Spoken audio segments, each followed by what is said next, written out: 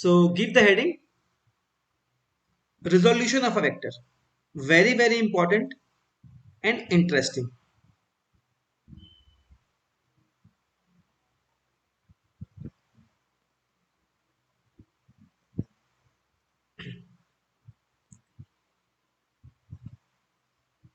Look, in the previous segment, we were trying to add two vectors.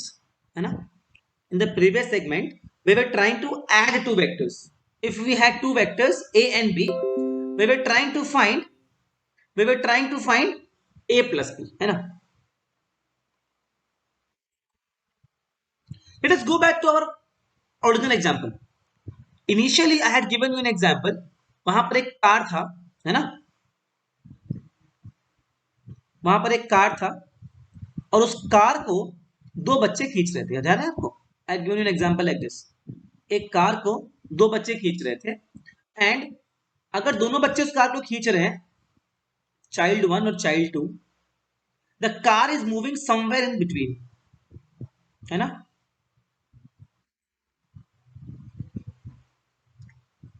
इसका मतलब हम ये कह सकते थे कि the vector v was c1 plus c2. Done. तो अगर मेरे को c1 और c2 दिया था तो मैंने v निकाला ऐड करके. ठीक है क्या? ये पार्ट समझ में आ रहा है? अगर मान लो मुझे सिर्फ v दिया था, अगर मुझे सिर्फ v दिया था तो क्या मैं कह सकता हूं कि ये जो v बन रहा है ये किसी दो c1 और c2 का सम रहा होगा? है ना? अगर मुझे 2 प्लस 3 दिया था, मैंने कह दिया 2 प्लस 3 इज इक्वल टू 5. अगर मुझे 5 दिया हुआ था तो क्या मैं कह सकता हूं 5 this 5 must have come from 2 and 3. कोई दो और कोई तीन को मैंने ऐड किया होगा तो मुझे 5 मिला होगा. या it can also be 1 plus 4. It can also be some other thing. बात समझ में आ रहा है? हाँ. तो इस तरह से वेक्टर को दो कंपोनेंट में ब्रेक करना, या बाद में तीन भी करेंगे हम लोग, वेक्टर को कंपोनेंट्स में ब्रेक करना so that the resultant of those components is the original vector. ठीक है? breaking a vector into components such that the sum of those components will actually be a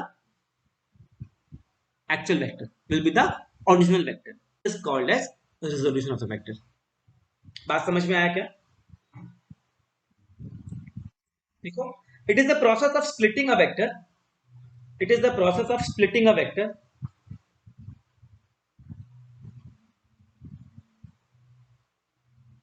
into two or more vectors. It is a process of splitting a vector into two or more vectors in such a way that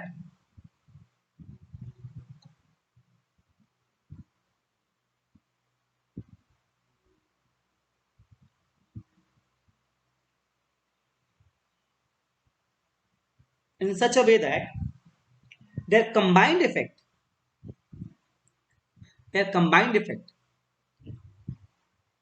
is same as their combined effect is same as their combined effect is same as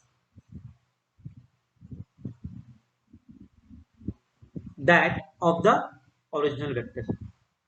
Their combined effect is same as that of the original vector. Original vector.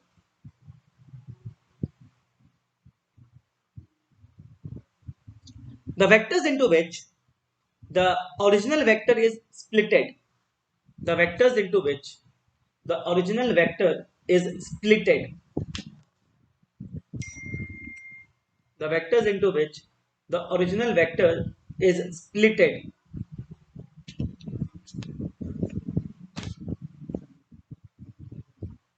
are called component vectors. Are called component vectors.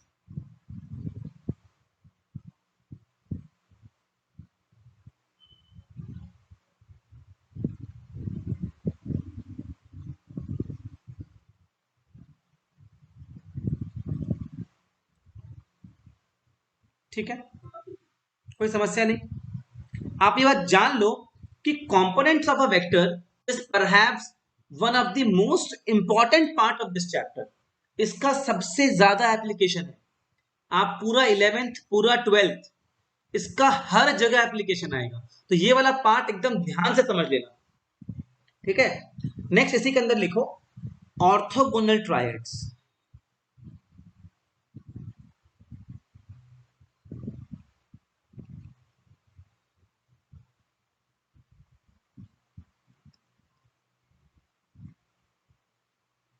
Orthogonal triads of unit vectors.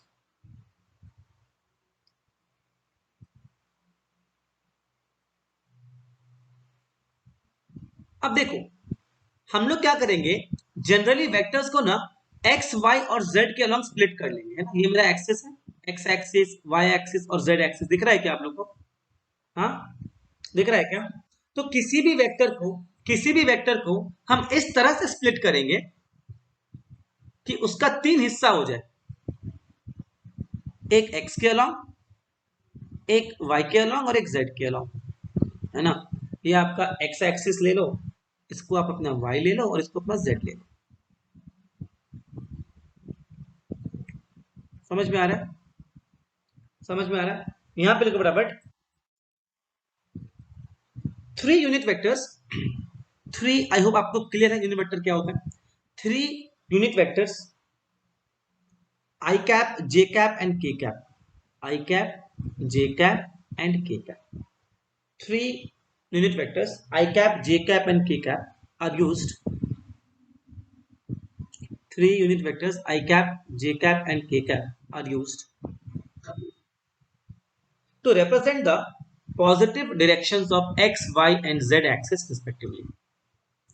3 unit vectors I cap, J cap and K cap are used to represent the positive directions of X, Y and Z axis respectively.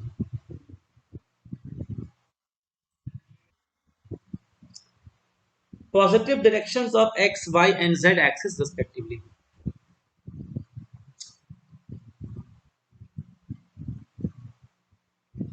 These are called as orthogonal triads of unit vector. I cap, J cap and K cap. This is orthogonal triad of unit vectors. मतलब हम अगर चाहें तो किसी भी vector को, मेरा बात समझने का ट्राई करना आप लोग यहाँ पे।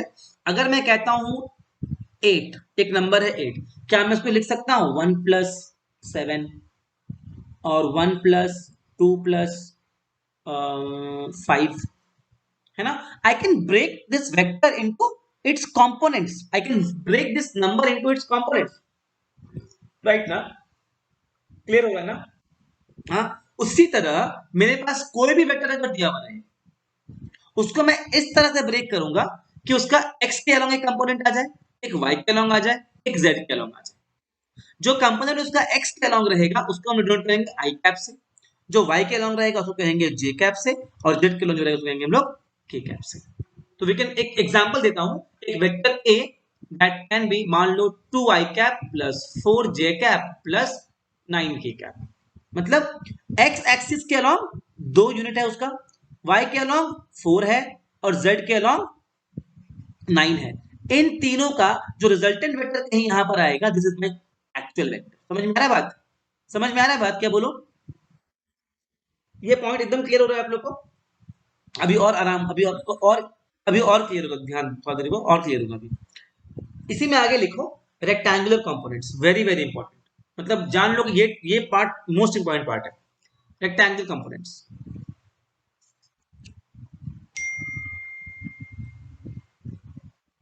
देखो, when a vector is resolved along two mutually perpendicular directions, when a vector is resolved along two mutually perpendicular directions, the components obtained when a vector is resolved along two mutually perpendicular directions, two mutually perpendicular directions, then the components obtained are called rectangular components of the given vector.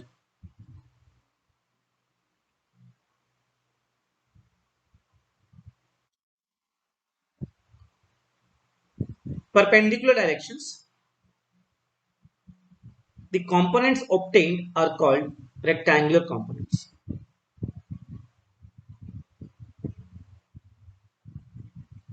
ठीक है ना? ये मान लो आपका x Y axis है ना?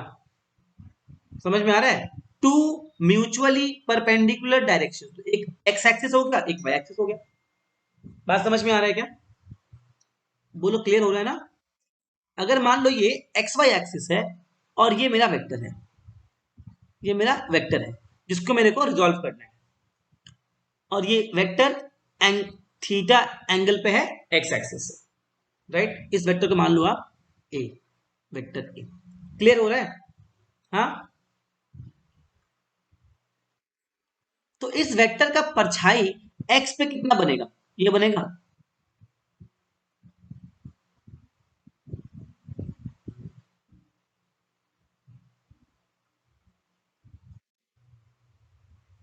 समझ में आ रहा है क्या? अभी आ जाएगा। ये वेक्टर तुम्हारा जो ए बना, अगर ध्यान से देखो तो मैंने बेसिकली क्या बनाया, एक पैरेललोग्राम बनाया। क्या मैंने क्या बनाया? पैरेललोग्राम। पैरेललोग्राम लॉ के हिसाब से हमें क्या सिखाया गया है कि इन दोनों का रिजल्टेंट ये बीच में बनेगा, डायगोनल, राइट? तो अगर ये वेक्टर मेरे पास है, इसका मतलब ये वेक्टर ए एक्स और ए वाई का सम रहा होगा।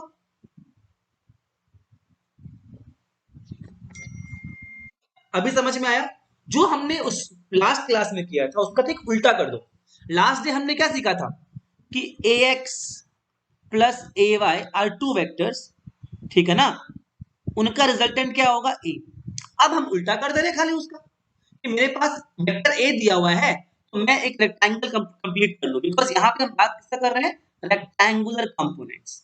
रेक्टेंगल भी पैरेललोग्राम होता है ना? रेक्टेंगल भी क्या होता है? It is a parallelogram. तो the law is valid here, है ना? The law is valid here. So आप एक रेक्टेंगल कंप्लीट कर लो।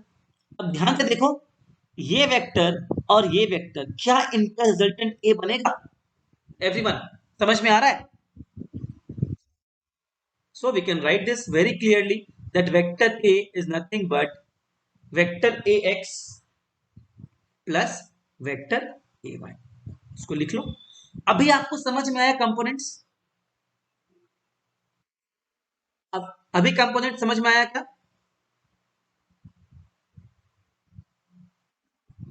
क्योंकि since AX is along X axis, हम लिख सकते हैं AX I cap, just to denote कि वो X एक्सिस के along है, and AY is along Y axis, we can write AY J cap। ठीक है ना? So we can write vector A is equal to AX I cap plus AY J cap। ये part एक बार अच्छे से मन में देखो, समझ में आ रहा है तो बताओ, अगर नहीं आ रहा है तो वैसे बताओ।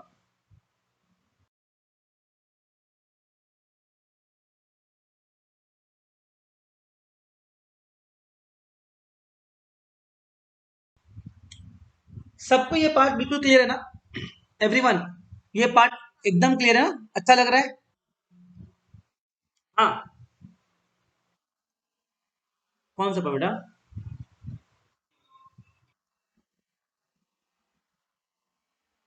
देखो, AX कहां पे है?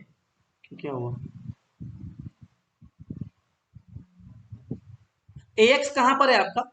तो AX is along the X axis. समझ में आ रहा है? AX is along the X axis and AY is along the Y axis। Clear ना? है ना? है ना? सो X एक्सिस के अलोंग यूनिट वेक्टर क्या होता है? आई कैप होता है। तो ये पूरा वैल्यू क्या हो जाएगा इसका? AX I cap. I cap मुझे क्या बता रहा है? I cap is only telling me the direction X and J cap is only telling me the direction Y axis. ठीक है? तो AX, अगर मैं लिखूंगा AX को वेक्टर फॉर्म में, बेसिकली क्या बनेगा? ax ax लेंथ का vector along the x axis क्या हो जाएगा ax I का, ay लेंथ का vector along the y axis is ay j। अभी समझ में आया? पक्का? हाँ।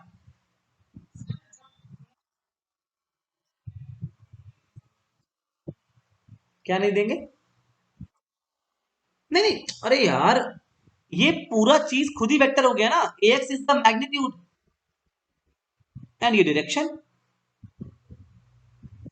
अगर आप आई कैप नहीं लिखते हो तब देना पड़ेगा एरो।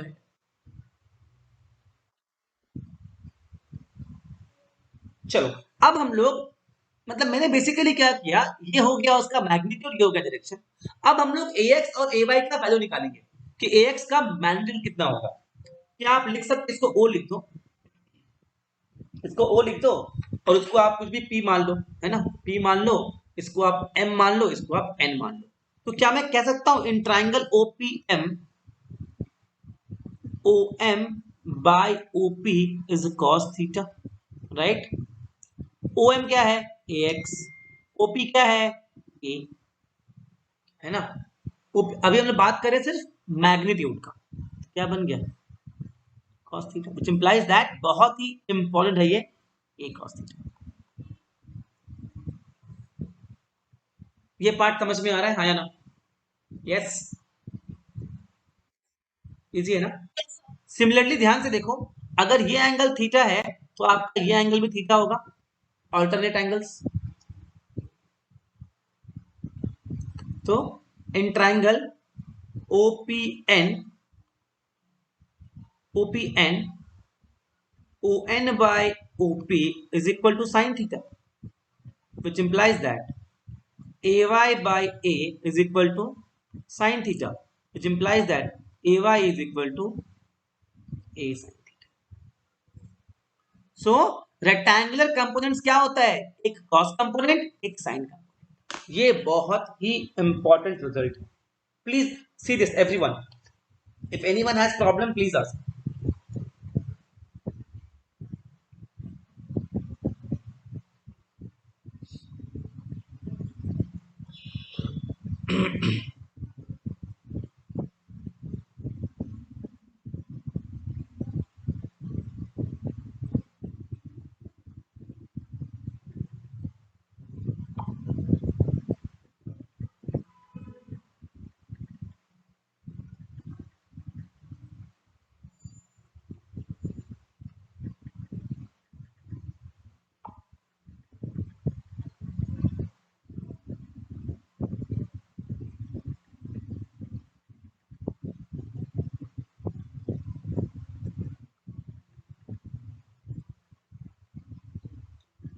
बच्चा लोग समझ में ठीक से आ रहा है, मजा आ रहा है?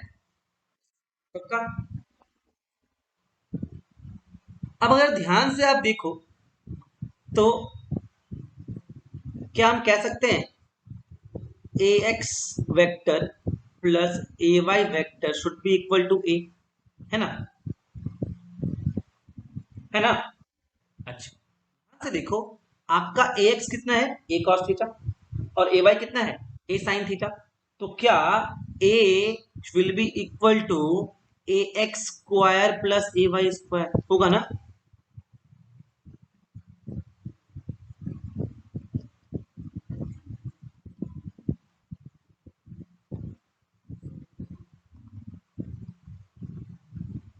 होगा ना। अरे जो आप किए थे ना लास्ट डे, उसको बस उल्टा करना है। हाँ वो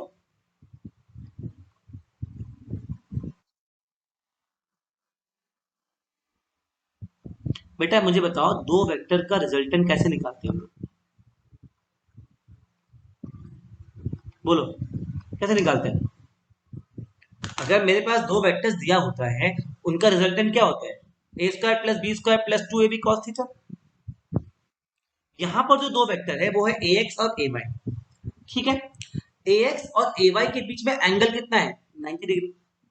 ए एक्स क्या है along द एक्स एक्सिस, और ए वाई क्या है along द वाई एक्सिस। तो दोनों के बीच का एंगल कितना है 90 डिग्री। सो ए एक्स और ए वाई का रिजल्टेंट क्या आएगा, ax² plus ay² under the root, वही मैंने किया, देखो a के बराबर ही आ रहा है, तो ये वेरीफाई भी हो गया।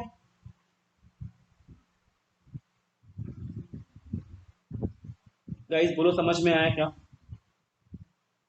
समझ में आ रहा है?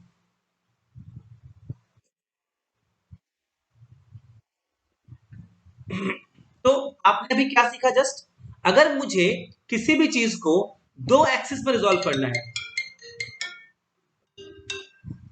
दो एक्सिस में रिजॉल्व करना है, तो आपका वेक्टर ए क्या बन जाएगा, A X I cap along the X axis and A Y J cap.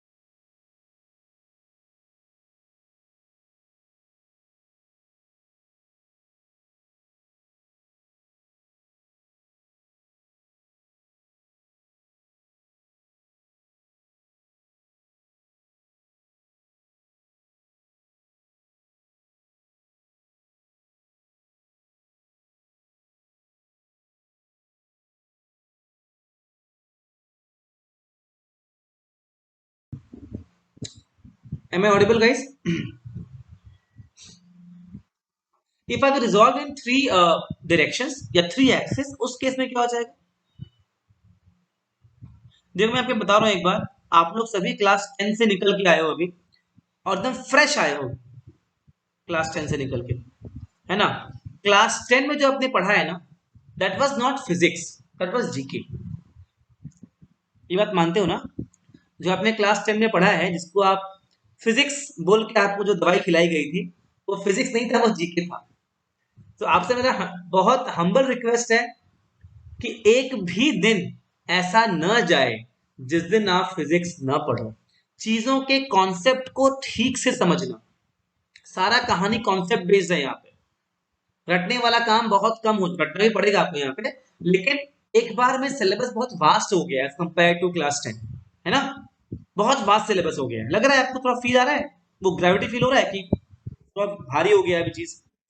तो अगर चीज भारी हो गया है, तो आपको भी भारी बनना पड़ेगा, उससे ज्यादा भारी बनना पड़ेगा। उसके लिए जरूरत है एक, अब वापस से बोल रहा हूं, प्रॉपर शेड्यूल बनाओ अपना, फिक्स करो टाइम को, और हर दिन मैथ्स और फिजिक्स आपके डाइट में होना चाहिए। जैसे कहते हैं ना, डाइट में प्रोटीन होना चाहिए, कार्बोहाइड्रेट होना चाहिए खाने में, वैसे ही आपके स्टडी डाइट में फिजिक्स और मैथ्स तो हर दिन होना ही चाहिए, भूलना मत। और एक बात याद रखना, क्लास 11 में और 12 में आपको कभी भी, कभी के बाद पूछ सकता है ऐसे, कभी भी ना थ्योरी में नहीं पूछेगा डिफाइन फोर्स, डिफाइन न्यूटन, ये नहीं पूछेगा आपको, वो टाइम चला गया। अब जो आपका डेरिवेशंस होगा ना, derivations will be main theory part, जो आप लोग अवॉइड करते आए थे क्लास में, डेरिवेशन थोड़ी आता है, अब डेरिवेशंस तो भर भर के आएगा। सो थ्योरी का मतलब होगा डेरिवेशंस, समझ गए। अब रट्टा मत मारना, फोर्स को रट लिए, फोर्स क्या होता है पूछेगा ही नहीं, फोर्स क्या होता है, बोलेगा derive the force from Newton second law, बस, नहीं आता है हमको सर। तो आपको डेरिवेशन, अभी एक भी डेरिवेशन आपके सामने नहीं आया है, आगे आएगा अगले 4-5 क्लास में, अगले फिर तो बहुत आता रहेगा। डेरिवेशन जितना भी है ना, उसको प्रॉपरली हाथ से प्रैक्टिस करना, बुक बंद करके, कॉपी बंद करके प्रैक्टिस करना, बिकॉज 11-12 में मेन थ्योरी पोर्शन जो है वो डेरिवेशन। चलो, ये कॉपी हो गया आपका, डन, कोई समस्या?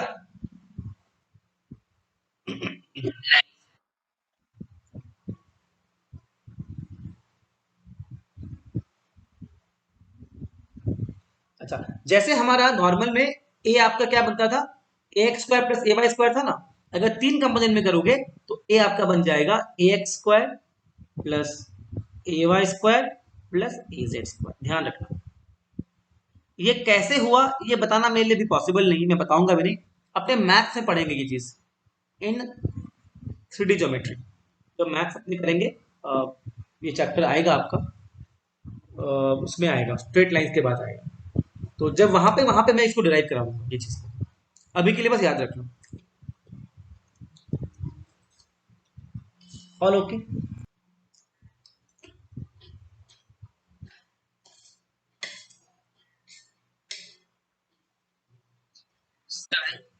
हाँ, वेरी गुड, परफेक्ट, सही है। अब निकालो इसका मैग्नीट्यूड निकालो। देखो ए क्या दिया हुआ है, तो पीवी ऑफ ए क्या हो जाएगा,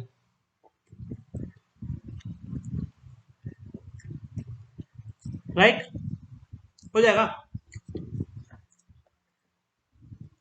है ना? और ओबी क्या हो जाएगा,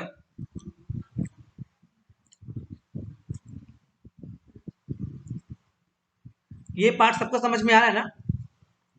ये पार्ट क्लियर है ना सबको? तो आपका ए बी क्या बन जाएगा, ओ बी माइनस ओ ए, है ना? ये आपका ओ ए है, ये आपका ओ बी है, समझ में आ रहा है? तो ए बी क्या बन जाएगा, o b minus o a. Get the answer, कितना आ जाएगा, two i cap zero j cap plus k cap.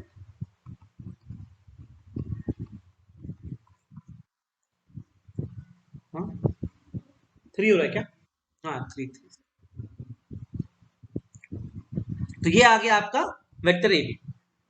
Now magnitude क्या हो जाएगा ए बी का, कैसे कहा था, x square plus y square plus z square. कितना आ गया आंसर,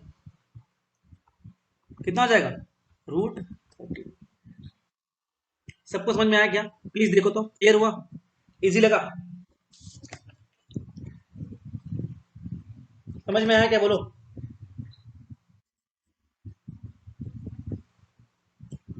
एक और ट्राई करो। Two forces F1, two forces F1, three I cap plus four J cap and F2, three J cap plus four के cap act together at a point, act together at a point, find the magnitude of the resultant force, find the magnitude of the resultant force। I cap J cap में दिया है मतलब क्या, आपको component में break करके दे दिया है, उसका सॉल्व करना इजीएस्ट होता है। फिर आपको समझ में आ रहा है क्या? बेटा दोनों फोर्स दिया है, क्वेश्चन ने पूछा है कि दोनों का रिजल्टेंट क्या होगा, बस यही पूछा।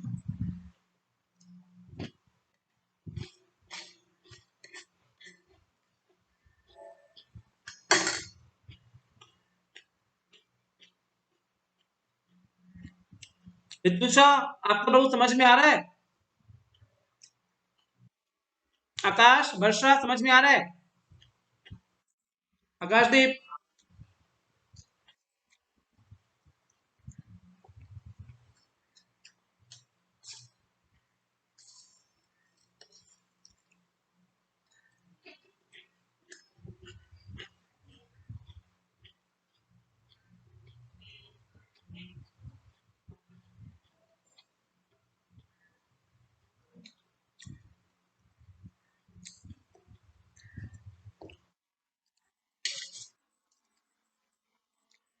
ठीक है।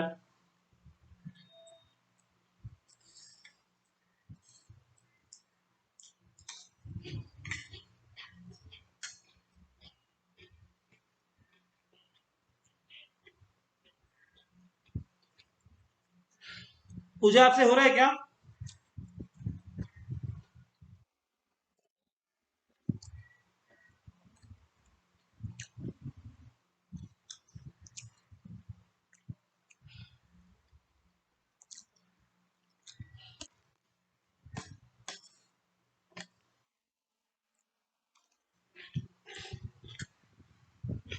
नहीं,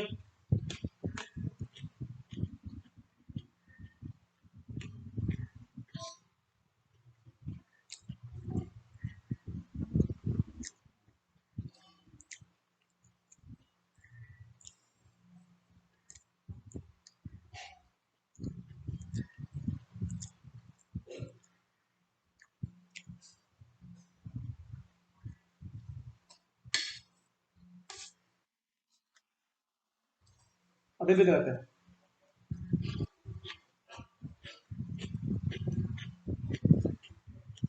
क्या बोला है?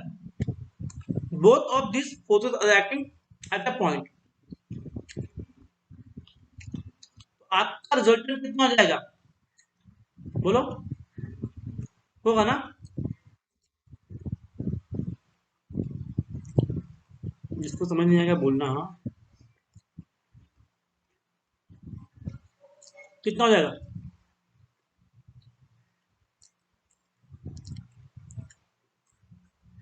इसका मैग्नीट्यूड कितना हो जाएगा? 3 स्क्वायर, 7 स्क्वायर, 4 स्क्वायर। सो 9 + 49 + 16। सॉल्व कर लो। आ गया आंसर? अरे आ गया क्या? इजी है। हाँ,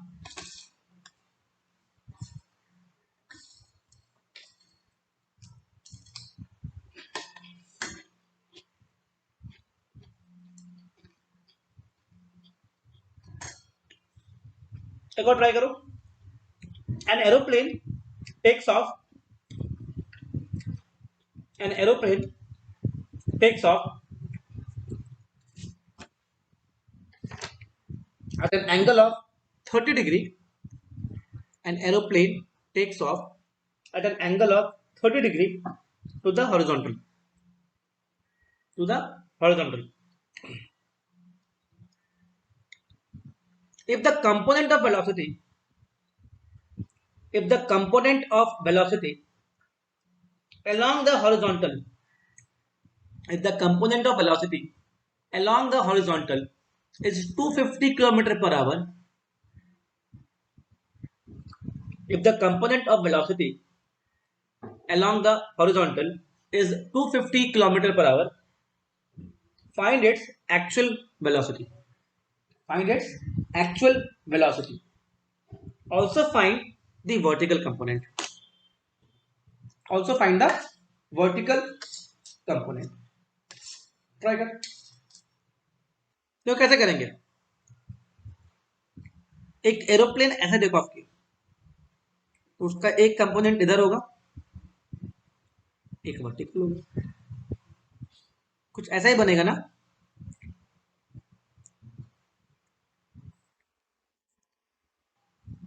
Vx कितना दिया है? 250। एंगल कितना दिया है? 30। We know that Vx is equal to V cos 30, है ना?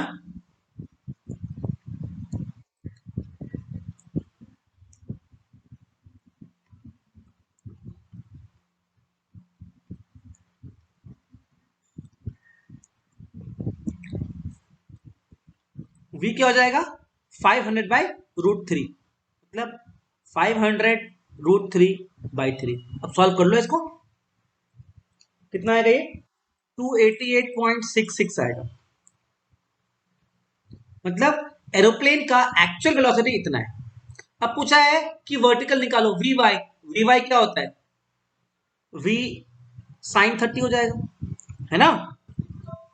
क्या बन जाएगा? 288.67 इंटू हाफ, सो 144.33।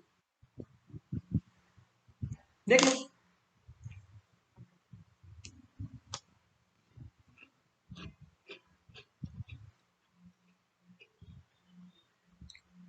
देखो, यानी कि ये जो एरोप्लेन उड़ा 30 के एंगल पे, एक इसका है एक्स कंपोनेंट, एक है इसका y component. The x component will help it move ahead and the y component will help it move upwards. ठीक है, एक बात आप ध्यान रखना यहां पर कि रिस्पेक्टिव कंपोनेंट रिस्पेक्टिव डायरेक्शंस में ही काम करेगा। ओके ना? ध्यान रहेगा, मतलब जो भी इस एरोप्लेन का मोशन इस डायरेक्शन में होगा वो इसके कारण होगा, और जो भी इस एरोप्लेन का मोशन इस डायरेक्शन में होगा वो इसके कारण होगा। क्लियर ना एवरीवन? ओके ना? एक और सवाल ट्राई करते हैं।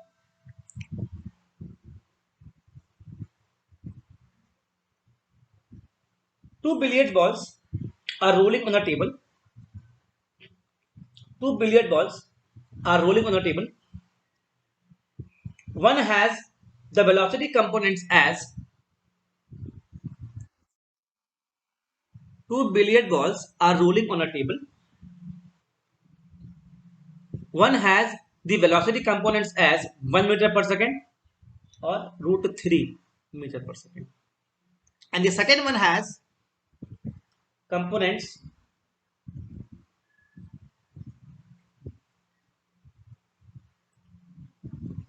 if both balls are moving from the same point, if both balls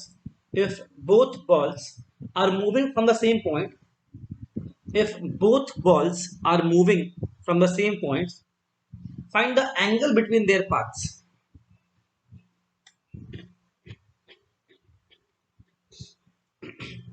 Find the angle between their path. दो बॉल आपको दिया हुआ है, दोनों का आपको कंपोनेंट दिया है स्पीड का, पूछा है कि उनके बीच का एंगल क्या होगा, उनके पाथ के बीच का एंगल कैसे करेंगे बताओ? क्या बोल रहे थे ध्यान से? दो बिलियर्ड बॉल है, दोनों कहां पे चल रहा है? टेबल पे चल रहा है। तो पहले आप एक काम करो, मेक द एक्सिस।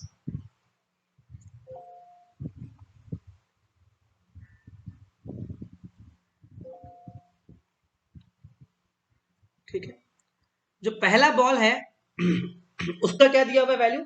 1 दिया है और रूट 3 दिया हुआ है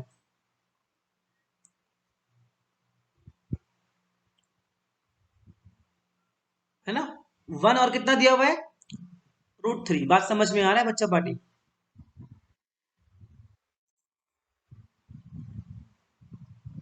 और दूसरा में क्या दिया हुआ है? 2 और 2।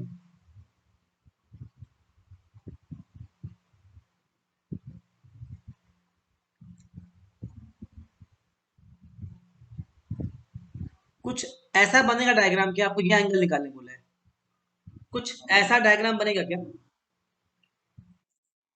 सच बताओ। ये बना लो एंगल थीटा, बड़ा वाला एंगल थीटा, और छोटे वाला को ले लो एंगल फाइ। अच्छा, क्या हम कह सकते हैं tan theta is equal to v by v x, और tan phi is equal to v dash y by v dash x? Clear है ना? बोलो हाँ। आपको निकालना क्या है? आपको निकालना है थीटा माइनस फाइ निकालना है। वी वाई कितना दिया हुआ है? 1 दिया है ना? कितना दिया है? रूट 3 दिया है।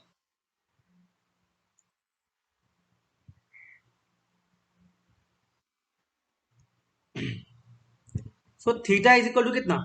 60, और phi is equal to 45। Therefore required angle is theta minus 45, that is. देखो समझ में आ रहा है क्या गाइस? बोलो, अगर किसी को भी कोई कंफ्यूजन है तो प्लीज प्लीज प्लीज पूछो यार।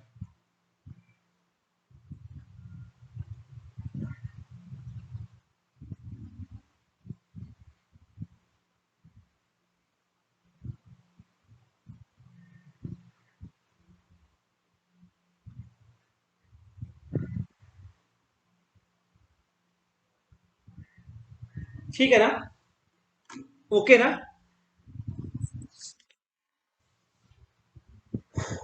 If it is all comfortable with you guys, I will start the next topic. लिखो scalar product of two vectors.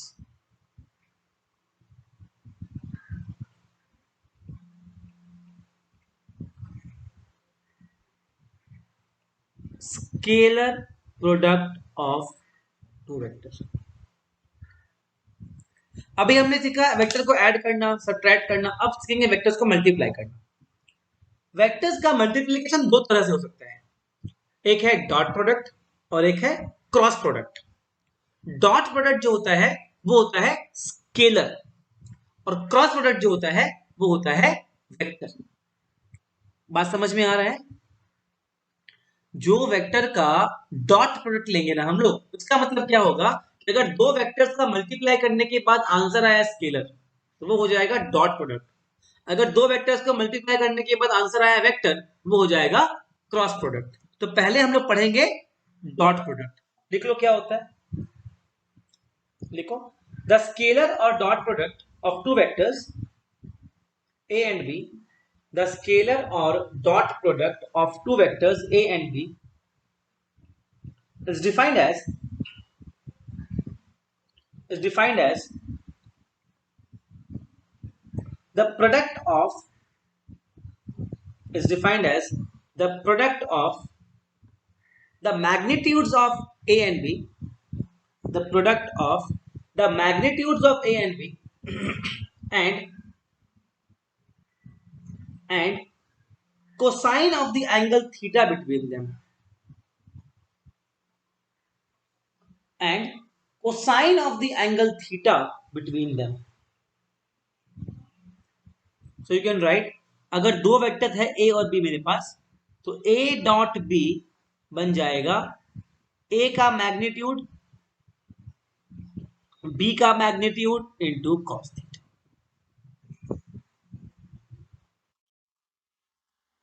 The scalar or dot product of two vectors a and b is defined as the product of magnitudes of a and b and cosine of the angle theta between them.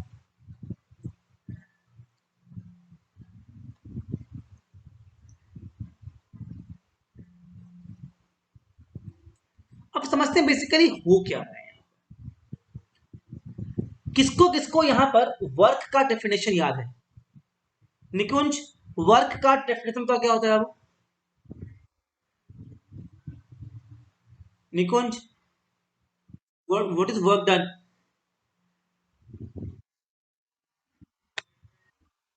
ऐसा नहीं बेटा बोलते, what is work done? नहीं,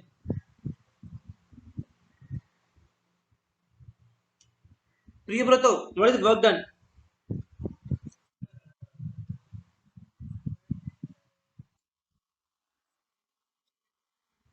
displacement into the time taken. अच्छा Akash, what is work done?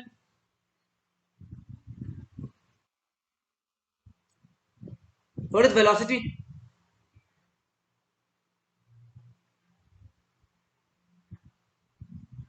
Akash, what is velocity?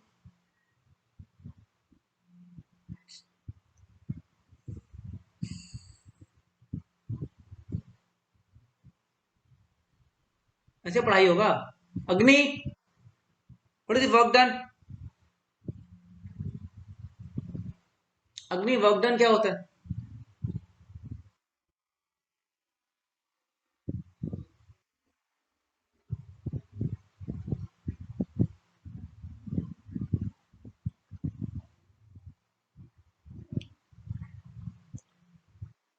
ऋत्विषा, what is work done? Ritwisha, what is work done?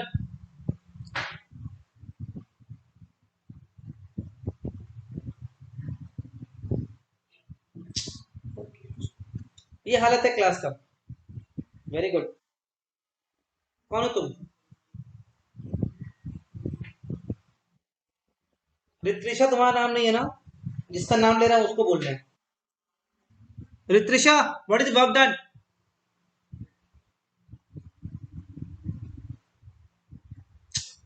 Samrit, work done.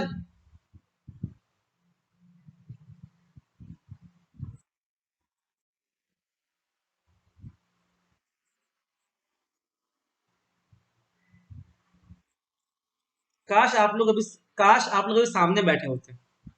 सच बोल रहा हूँ, काश आप लोग सामने बैठे होते। एक एक का आंख फोड़ते, मार के मैं नाक तोड़ आप लोग का। Very bad. हाँ बोलो, हु वाज टेलिंग मैं ट्राई करूँ, कौन था वो बंदा? हाँ बोलो,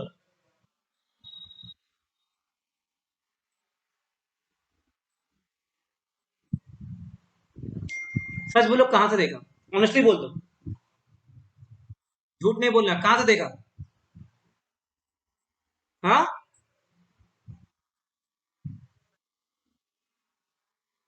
कौन सा बुक में बताया वो? बुक का नाम बताओ।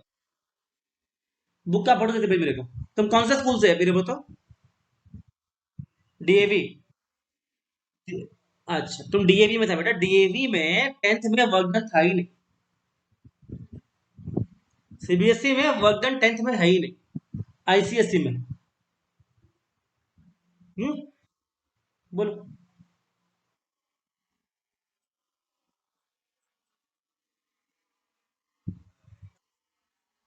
आपने एक पॉइंट मिस कर दिया। पूजा बोलो, complete the definition.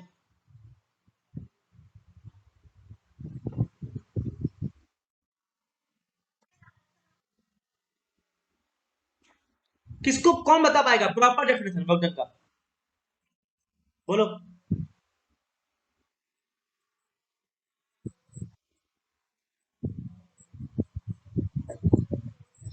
Direction of the force applied is very important.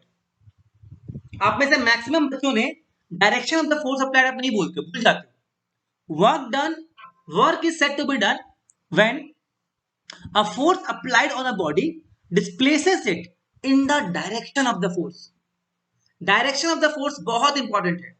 सो हमने आपको याद होगा W is equal to f into d. W is equal to force into displacement. याद है या भूल चुके हो? सही बोलना, ऑनेस्टली बोलना। और अगर मान लो फोर्स और डिस्प्लेसमेंट एक सर्टन एंगल पे था, तो उस केस में W was equal to f into d into cos theta. याद है क्या ये पार्ट? ये पार्ट याद है ना? हाँ। एक्चुअल में this is a derivation from a dot product. आप देखो ध्यान से, ये वेक्टर ए है और ये वेक्टर बी है। इसको आप मान लो फोर्स, इसको मान लो डिस्प्लेसमेंट। ठीक है? ठीक है। क्वेश्चन में क्या बोला है? In the direction of the force.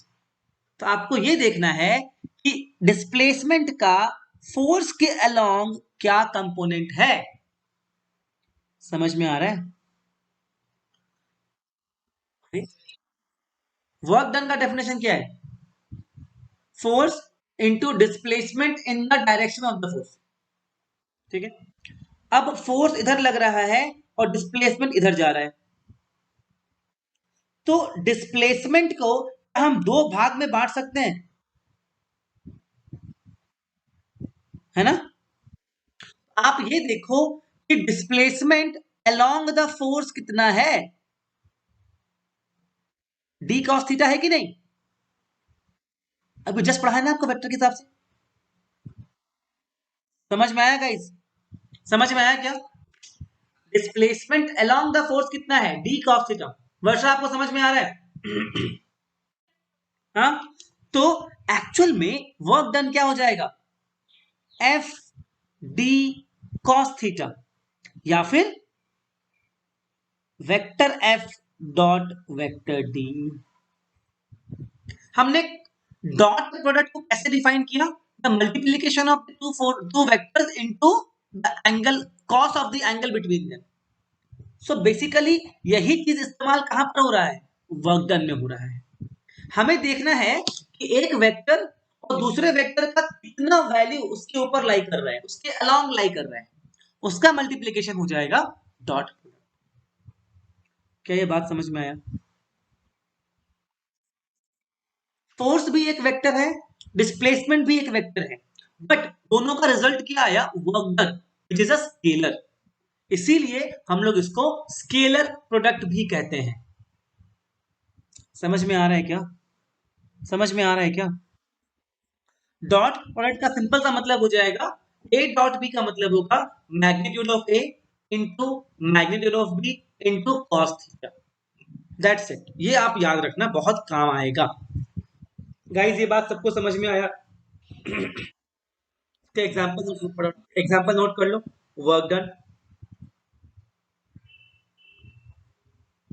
F dot D, then you have power, instantaneous power,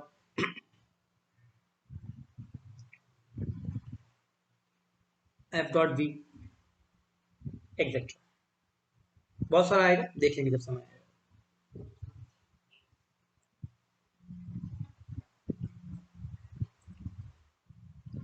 ठीक है, इसका लिखो प्रॉपर्टीज, लिखो property,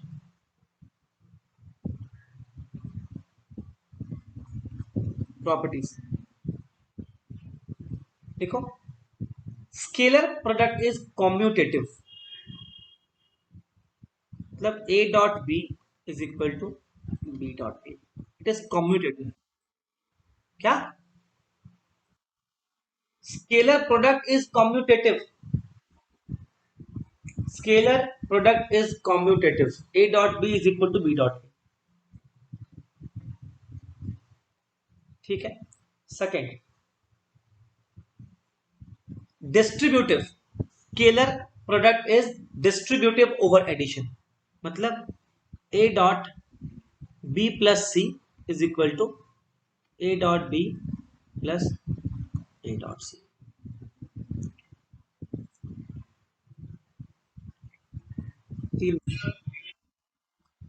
distributive over addition,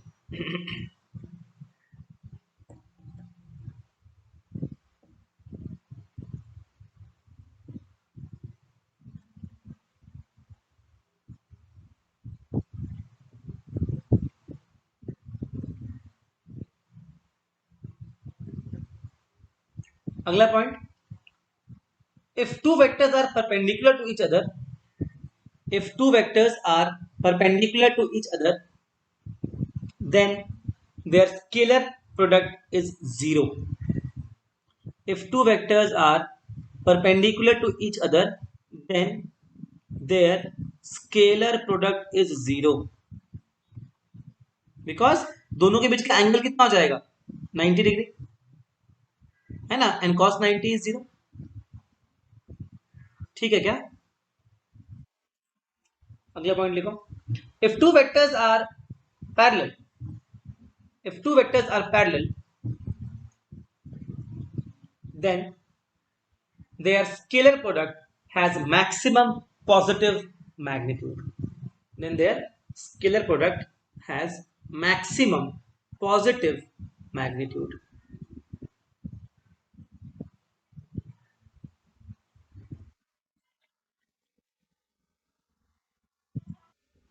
Parallel, then their scalar product has maximum positive magnitude, मतलब a डॉट बी उस case में क्या हो जाएगा, ए B cos zero, it is a into सीधा स्ट्रेट मल्टीप्लाई। अगला पॉइंट लिखो, if two vectors are parallel having opposite directions, if two vectors are parallel having opposite directions, मतलब anti parallel, if two vectors are parallel having opposite directions, in that case their scalar product has maximum negative magnitude।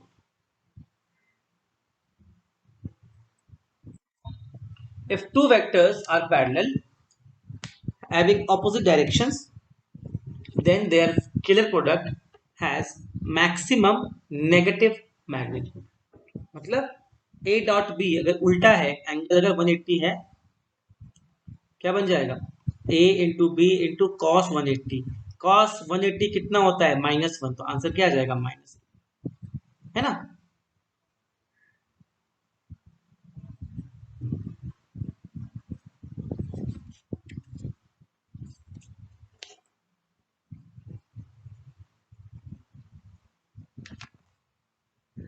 आगे, scalar product of a vector with itself, scalar product of a vector with itself, मतलब a dot a, समझ जाओ क्या हो जाएगा, a into cos zero हो जाएगा ना। अगर एक वेक्टर का मैं मल्टीप्लाई करूं उसी वेक्टर से, तो दोनों के बीच का एंगल कितना है, जीरो, क्या बन जाएगा, स्क्वायर हो जाएगा। The scalar product of a the scalar product of a vector with itself is equal to the square of its magnitude।